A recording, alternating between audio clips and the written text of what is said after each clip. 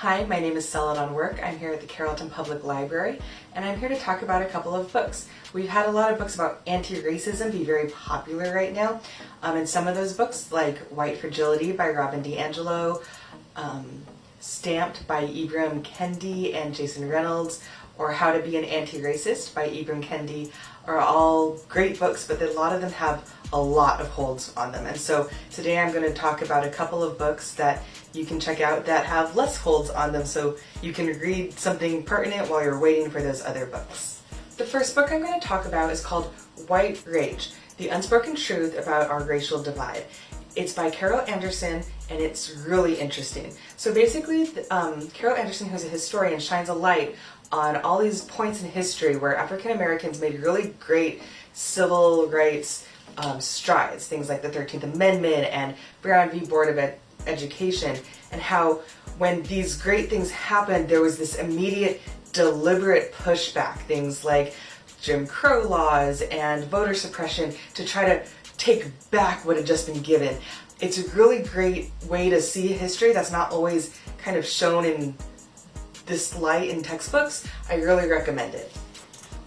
Our next book is called The Broken Ladder: How Inequality Affects the Way We Think, Live, and Die by Keith Payne. Economics is not the only factor when you have people in unequal terms of life. Inequality affects the mind. So inequality can affect things like the way you react to stress, and even your immune system can be affected by this.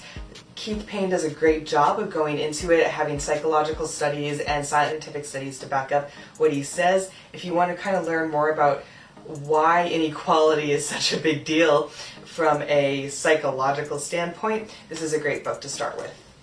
Okay, so our last book is called Klansmen by Ron Stallworth.